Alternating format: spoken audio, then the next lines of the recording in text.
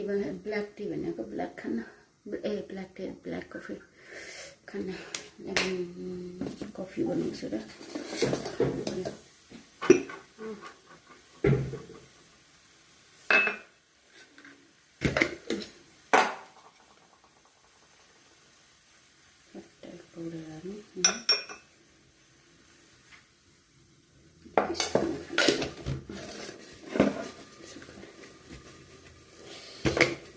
अब भोलि आज कति 25 भोलि 26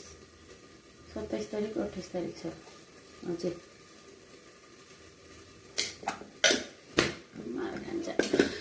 ल गाइसहरू बाई अब सुत्छु म खाइहालेँ